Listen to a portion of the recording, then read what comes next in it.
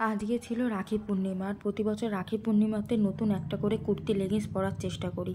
ভাইফোঁটাতেও নতুন জামা কাপড় পরি, রাখিতেও নতুন পরার চেষ্টা করি।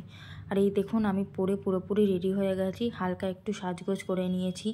রাখি বলে কথা, দাদাদেরকে রাখি পরাবো। সকাল থেকেই আমি ওয়েট করে রয়েছি, যেহেতু এইবারে ভদ্রকাল ছিল 1:30 অবধি, সেই জন্য আর রাখি পরানো হয়নি। আর আমার বড়দাও ছিল না, ওই জন্য সব দাদাদেরকে একসাথেই রাখি পরানোর চেষ্টা করলাম। আর আমাকে কেমন লাগছে অবশ্যই জানাবেন। খুব হালকার ওপরই সাজগোজ করেছি। আর এবার যাব দাদাদেরকে রাখি পরাতে।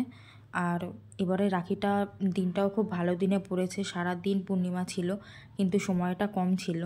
যাই হোক, এখানে প্লেট সাজিয়ে নিয়েছি আমি দাদাদের জন্য, মিষ্টি নিয়ে নিয়েছি। আর দাদাদের জন্য নিয়েছিলাম ফুলের রাখি। কালকে ভিডিওটাতে শেয়ার করেছিলাম ফুলের রাখি কিনেছি। তারপরে আমি চলে এসেছি ছোটদার দোকানে। আর মাকে বলেছি ভিডিও করতে, মা যে এটা কী করেছে ভগবান জানে। ছোটদার সাথে ভিডিওটা একদমই ভালো হয়নি। এইটা হলো বড়দা, বড়দাকে রাখি পরিয়ে দিচ্ছি। আসলে আমার মা অ্যান্ড্রয়েড ফোনে ব্যবহারটা খুব ভালো জানে না, কম্পিউটারটা খুব ভালো জানে কিন্তু অ্যান্ড্রয়েড ফোন ইউজটা একদমই পারে না। তো সেই জন্য ছোটদার ভিডিওটা ভালো হয়নি। বড়দার এই ভিডিওটা ছোটো বৌদি করে দিচ্ছিলো, ছোটো বৌদি না সরি মেজো বৌদি করে দিচ্ছিলো। আর দাদাকে রাখি পরিয়ে নিলাম আর আশীর্বাদ চেয়ে নিলাম দাদার কাছ থেকে। আর এটা হলো মেজদা। তো মেজদা রাখি পরাতে পরাতে জানে না যে ভিডিও হচ্ছে, দিয়ে বলছে আমি কত কথা বলে ফেললাম ভিডিওতে। তো এই হলো আমার 3 দাদা, এই 3 দাদাকেই আমি রাখি পরাই, ভাইফোঁটা দিই। আর রাখির দিনটা এইভাবেই কাটলো সারাটা দিন।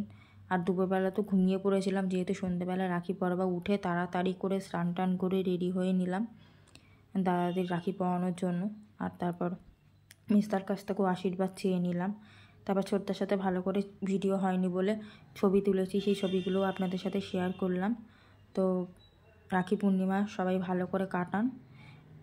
দেখা হবে পরের কোনো ভিডিওতে। ততক্ষণ সবাই ভালো থাকবেন, সুস্থ থাকবেন, সাবধানে থাকবেন।